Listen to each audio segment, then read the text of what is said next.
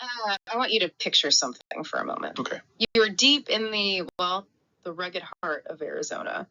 We're talking about one of the most unforgiving landscapes in the American West. Right. Granite hills that just shred your boots, dense oak brush. Exactly. Canyons that seem to drop off into absolute nowhere. And the year is 1864. So no air conditioning, no satellite phones, and definitely no GPS. Not a chance. You're trying to retrace the steps of a specific military expedition, one led by a man named King Woolsey. Now, today, if you wanted to do this, you just pull up a GPS log, right? You look at satellite imagery, a topographical map. Easy. But in this scenario, you have none of that. You're flying blind. You're worse than blind. The only map you have is a single, crinkled, probably muddy newspaper article from May 11th, 1864. It's written by a guy named Henry Clifton. Okay. And here is the kicker. Clifton might have been hallucinating. He was definitely exhausted, and he was writing about hiking through pitch black canyons in the middle of the night. While potentially eating toxic flowers. That too. It sounds like the plot of a survival horror movie, doesn't it? It really does. But what you're describing is actually a perfect storm for historical geographers. We tend to view history as this solidified timeline of facts, names, dates, locations. Sure. But when you go back to the primary sources, especially from the American frontier, you realize our records are often just stories. They're told by incredibly tired people who are, way more concerned with survival than with cartographic accuracy. And that is the mission of today's deep dive. We're looking at a really fascinating piece of detective work. We aren't just reading the history books. We are looking at a modern analysis, basically a GIS deep dive into this one specific document. Right. The document is an account by Henry Clifton, published in the Arizona Miner. And the modern researcher we're following basically tried to take Clifton's narrative, which is just a block of text, and force it onto a map of modern-day Arizona to see if it even lines up with the physical world. And spoiler alert, it doesn't line up easily. Not at all. It's a puzzle where half the pieces are from a different box. It really is. A mess of contradictions, botanical impossibilities, and canyons that seem to defy physics. So our goal today is to unpack this frustrating nature of 19th century journalism. We're going to walk through the researchers' attempt to map this route, look at the clues they found, like invisible moonlight and mystery creeks, and try to figure out if Henry Clifton was a topographical genius or just really, really lost. And I think frustrating is the key word here.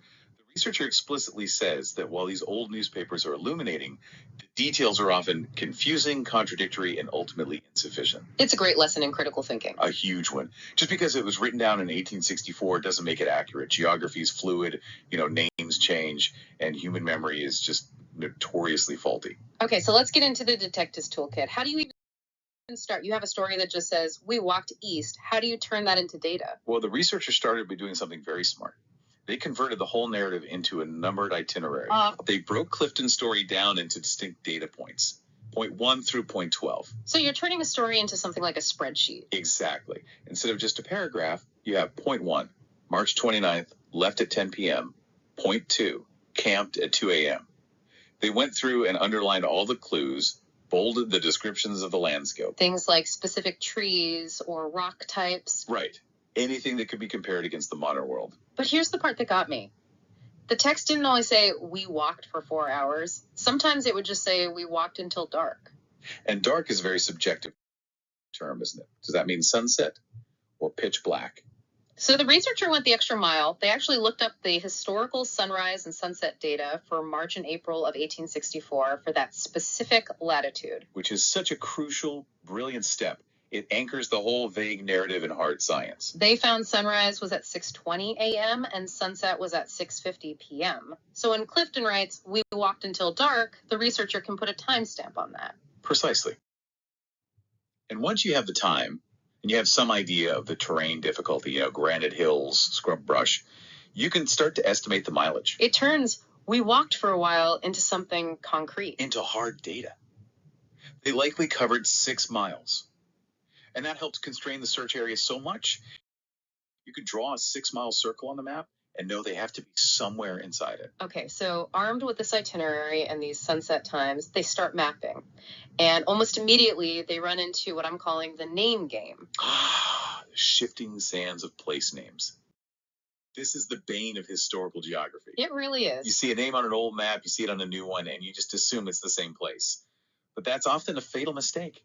So let's talk about the Ash Creek puzzle. This one made my head spin a little. The expedition starts on March 29th, heading due east. Fine. But then they get to itinerary points 4 and 5. Right. So Clifton writes that they stopped at the east branch of the Agua Fria. Then they walked from there to a place they called Ash Creek. Seems simple enough. 2 different places. It does, until you look at a modern map. Uh-oh. On a modern map, the east branch of the Agua Fria is Ash Creek. So they walked from Ash Creek to Ash Creek. Essentially, yes, if you trust the current names. Mm-hmm. But obviously, they traveled somewhere new. This is a classic contradiction. So what did the researcher do? They had to deduce that what we call Ash Creek today was what Clifton called the East Branch. And the place Clifton called Ash Creek is likely what we now call Little Ash Creek. It's like a domino effect. If one name is wrong, the whole route just collapses. Right. But they didn't just guess, right? No, not at all. They used Clifton's landscape descriptions to prove it. And he was actually pretty detailed here. He describes this Ash Creek as being about 10 feet wide, which is specific. But the detail that really stood out was the beaver dams. The beaver dams. Yeah. In the Arizona desert. You just don't see that every day anymore. No. Sadly, no. Clifton writes that the creek was crossed by innumerable beaver dams, making it quite deep. He also mentioned tons of ash timber, hence the name, and fine fish. Plus, he described the soil as ashy. See, that's the kind of detail that grounds this. You can change a name on a map, but you can't easily fake the soil composition or the fact that beavers used to live there. Exactly. The beaver dams might be gone now, probably trapped out or displaced by cattle, but the drainage and the soil type remain. It lets the researcher say with some confidence, okay, this spot fits the description of Little Ash Creek. It just shows how place names drift. Now, speaking of drifting, let's talk about drifting around in the dark, because this is where the deep dive gets a little spooky for me. The night mode part of the expedition. Yeah. I was reading the itinerary, and I noticed this pattern. March 29th, left at 10 p.m., March 30th, walked until 11 p.m. They were doing a massive amount of hiking at night. Which, in that terrain, is just incredibly dangerous. We're talking granite hills, ravines, prickly brush. Clifton himself calls the terrain extremely rough. Yet they seem to be moving pretty casually. Right. My first thought was, oh, maybe there was a bright moon, you know, that silvery light that lets you see the mountains. A very logical thought. But the researcher checked the U.S. Naval Observatory records. For 1864, the moon was in the waning last quarter. So dark. Very dark. Pitch black, basically, once you get into the shadows of the canyons.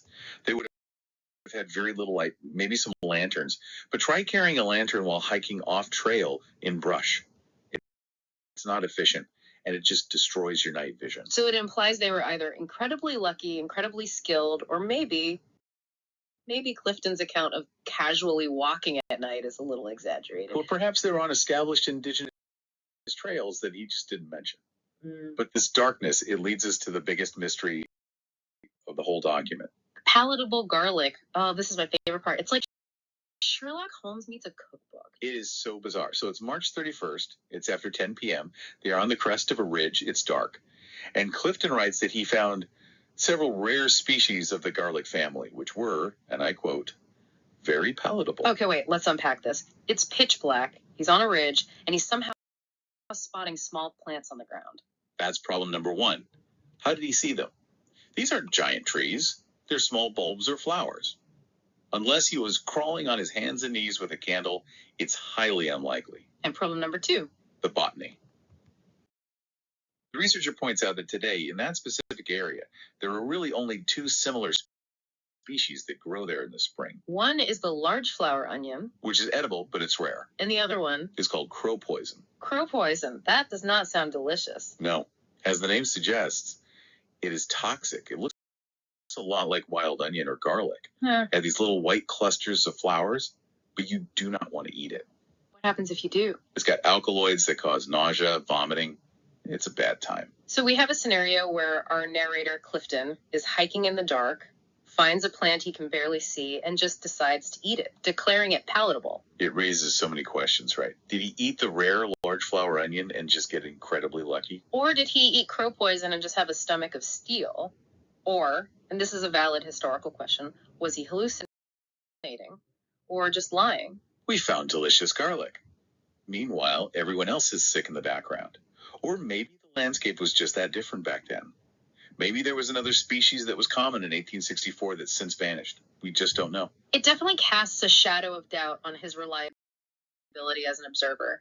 If he can't tell the difference between dinner and poison, can we trust his map directions? Exactly. And speaking of flora, he also mentions Cane Creek on April 1st. He describes immense cane grass growing there. Right. He says that the local Indians used it for arrows because it was so straight and light. Which is a great ethnographic detail. It helps confirm indigenous activity in the area, which lines up with where they were headed. But again, finding Cane Creek on a modern map is a challenge. That cane grass is highly susceptible to grazing.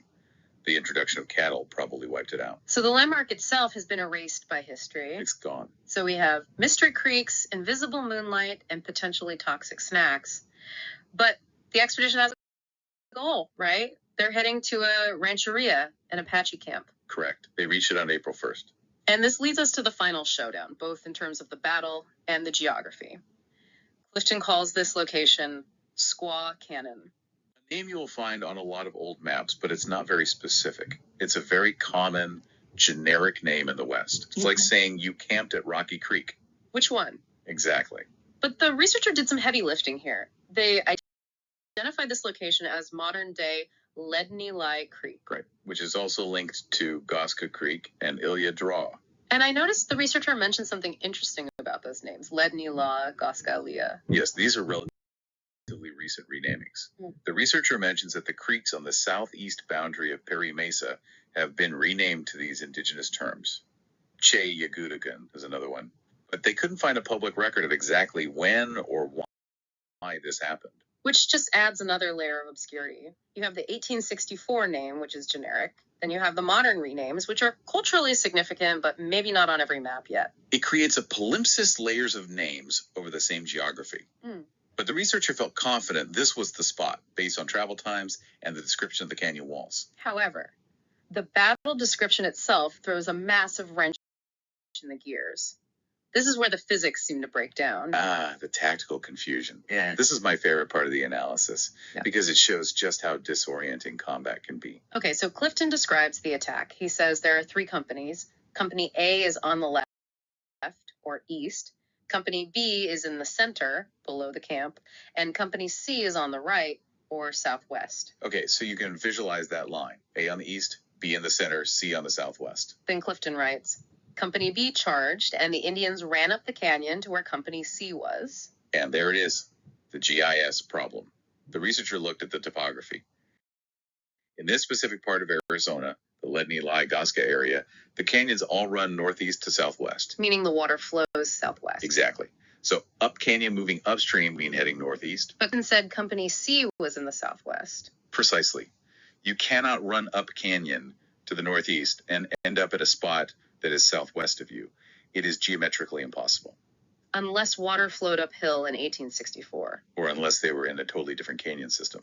But that doesn't fit the travel time, does it? No. They estimated about 10 miles of travel to get there. But the researcher thinks the site is actually closer to 7 miles from their camp. Based on the Ash Creek and Cane Creek triangulation, the researcher sticks to the Ledney and Goska Creek location. So they basically have to conclude. The geography fits, the travel time fits, but Clifton's compass was broken during the battle. Or, in the heat of battle, directions get confused. Up canyon might have meant up the slope of the canyon wall, not upstream. That's a great point. Or maybe Clifton, writing this weeks later for a newspaper, just flipped his mental map. He put Company C on the right when they were on the left. It happens all the time in eyewitness testimony. So the researcher places the site just upstream of the confluence of Goska Creek and Ilya Draw. Which is a very specific, pinpoint conclusion drawn from a very, very messy data set. It's a real triumph of logic over bad directions. So after all that hiking, mapping, and deciphering, what's the takeaway? We have a story with toxic garlic, impossible moonlight, shifting creek names, and a battle that defies physics. I think the big picture here is about the reliability of the narrative. We often treat primary sources as the truth because, they were there, Clifton was there, he walked the ground, he heard the shots, but his account is so clearly flawed. It makes you wonder about the news today, doesn't it? It really does. If a first-hand account from 1864 is this riddled with contradictions, likely from fatigue, darkness, or just bad memory, what does that say about how we record history right now? A tweet, a blog post, even a news article is just one person's perception of reality. And usually that person isn't hiking through a canyon in the dark eating mystery onions. Hopefully not. But it also highlights the value of this cross-disciplinary approach. You can't just be a historian reading the text. You need to be a geographer looking at the slopes. You need to be a botanist looking at the garlic. You need the sunset tables. The truth is found in the intersection of all these fields. It's a good reminder to look at your own backyard. I want to challenge you, the listener, to think about your local geography. That creek you drive over every day, what is it called? What was it called 100 years ago? And if you had to find your way home using only a description from a newspaper written a century ago, could you do it? Or would you end up eating crow poison on the wrong ridge? I'd probably be on the wrong ridge. I think most of us would. Well, that is all for this deep dive into the Arizona wilderness. It's a messy, fascinating puzzle, and I'm glad we didn't have to do the hiking ourselves. Indeed. We'll leave that to the GIS researchers. Thanks for listening, and keep questioning the map. We'll catch you on the next deep dive.